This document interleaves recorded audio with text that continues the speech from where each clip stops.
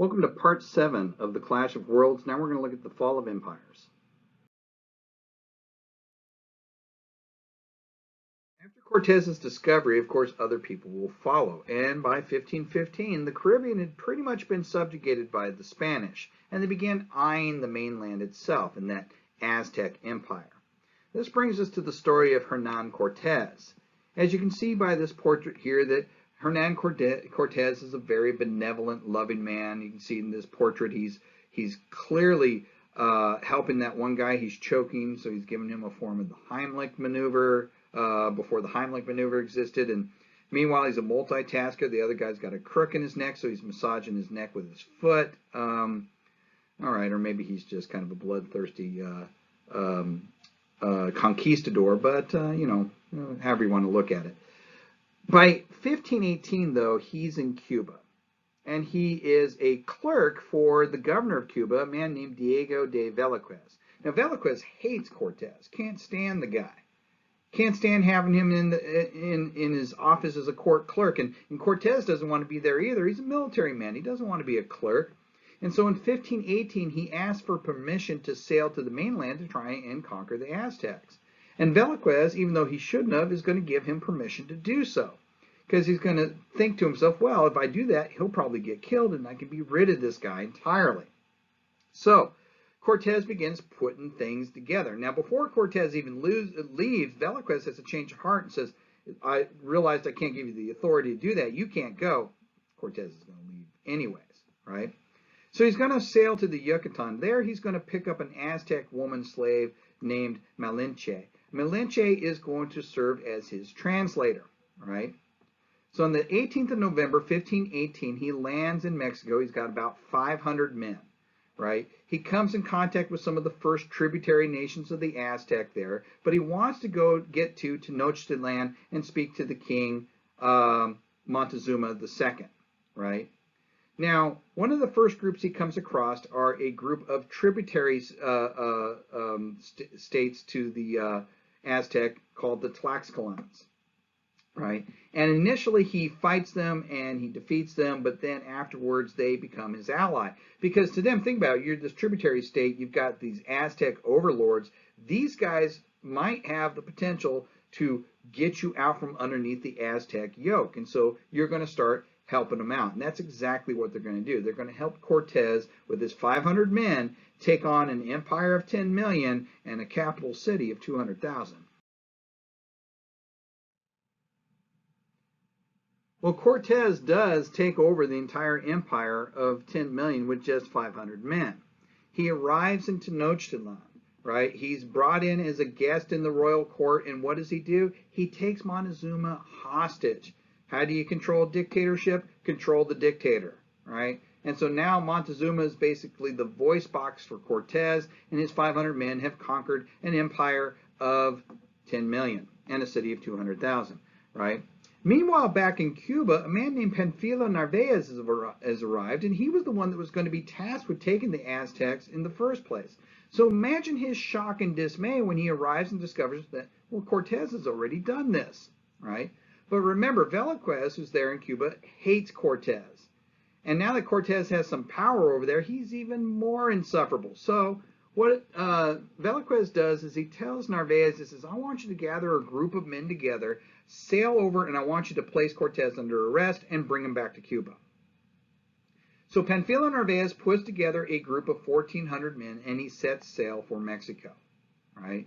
And when he arrives there, he first makes contact with the Tlaxcalans, right? Who, unfortunately, he tells them what's going on, who unfortunately send a messenger to Cortes and let him know, saying, hey, this dude's got 1,400 men here, and he's here to arrest you. So what does Cortes do? Well, he takes 350 of his men and leaves his 80 remaining men in Tenochtitlan under the command of Pedro de Alvarado. And he takes these 350 men to go confront Narvaez. Now, on the surface, it looks like Narvaez has got a great advantage, right? He's got 1,400 men. He's got them outnumbered, over 3 to 1, pushing 4 to 1. Should be kind of a no-brainer. But Cortes is a very manipulative man, and he manages to get the majority of Narvaez's men to switch sides and join him, right? And then to really drive the point home, he gouges out one of Narvaez's eyes and sends him packing back to Cuba. Okay, now, so that's a great victory, right? But story's not over yet. Back there in Tenochtitlan, things are about to go very wrong. Pedro de Alvarado and his men were witnessing a religious ceremony and decided that they wanted to partake on some of the riches that were being displayed in it. They attacked the ceremony, took the vestments, and killed a couple of the priests. Needless to say, that didn't go over very well with the people. So Cortes arrives back in Tenochtitlan in a city that is in almost full rebellion. He works his way into the capital where he finds himself besieged with his new, now larger army. Right? Now, he's going to send Montezuma out to try and calm the people down. And what happens next? Well, there's two stories. The first story is that Montezuma went out to try and talk to the people, calm them down, and they began throwing stones, and he was struck and killed, and Montezuma is dead. That's one story. The other story is that he went out there, tried to calm them down. They would not be satisfied. He came back in and said, they're just not listening to me. And Cortes said, well, then you're not useful to me. And he killed them, right? Which story is true? Well, I don't think it really matters, does it? Either way, Montezuma is dead, and he is succeeded by Cuauhtemoc, right? Cuauhtemoc is set on war, right? He sees there's no reason why a city of 200,000 Aztecs should keep serving a small band of Spaniards, so they attack. On July 1st, 1520, Cortes has to attempt to escape with his men from Tenochtitlan. Half of his men will die in the attempt to escape, but he's not done yet. With the men that remain, he will actually team up with his Tlaxcalan allies. And thanks to the help with a smallpox outbreak across the Aztec Empire, in August of 1521, he manages to lead an assault on the now disease-ravaged city and reconquer it, right? And so he once again has taken and conquered a empire of 10 million, while now quickly reducing people.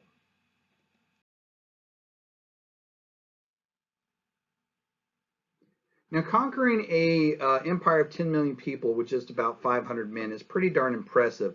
But I would almost swear I can hear Francisco Pizarro telling Cortes, hey, hold my beer and watch this. Because he's going to take on the Inca Empire, but he's going to do it with a lot smaller force. He's only going to use 167 men to do it. It almost doesn't make sense when you think about it, but a lot of things are going to play Pizarro's way to make this happen. In 1527, Pizarro led an expedition that first discovered the Incan Empire, and he was amazed by the amount of wealth that just the common people wore. They wore a lot of jewelry that had silver and gold because to them it wasn't particularly valuable because they had so much of it, right? But of course in Spaniards' eyes it's an entirely different tale, okay? So he returned after that first encounter and began working on a plan to go and conquer this new empire, right, that they've discovered. Well, then a whole bunch of things really played in his favor. First of all, around the same time that he ran across them the first time, there was a smallpox outbreak in the Inca Empire.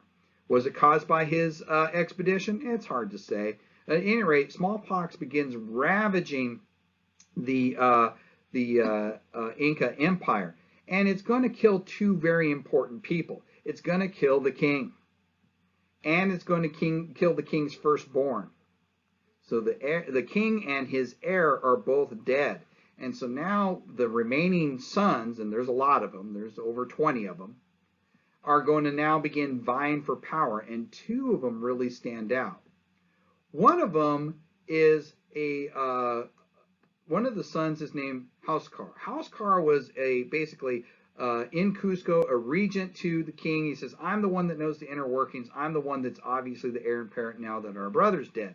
The other one was the most dominant of the military leaders amongst the brothers, and that was Atahualpa. And he said, no, I'm the one who's been protecting the boundaries. I am the one who should now be king. So a civil war breaks out. So we've got a nation that's ravaged by smallpox and having a civil war that's going to break out in 1527 and finally come to its climax with the victory by Atahualpa in 1532, just in time for Pizarro to show up with 167 guys. Right? So, Atahualpa has recently just consolidated his control over the Incas, who are reeling from the effects of civil war and smallpox. Pizarro shows up with this small band of 62 horsemen, 106 foot soldiers, and a couple of small cannon, and he takes Atahualpa hostage, pulling the page out of Cortes's books, and once again conquers an entire empire with a small band of men. Now, I can say, at least for the Incan Empire, there will be a lot of resistance to this. There'll be a series of rebellions that'll pop up all the way into the late 1500s to try and wrest control away again from the Spanish. But ultimately, the Spanish will control this and the other in the Aztec, basically the two major empires in the Americas.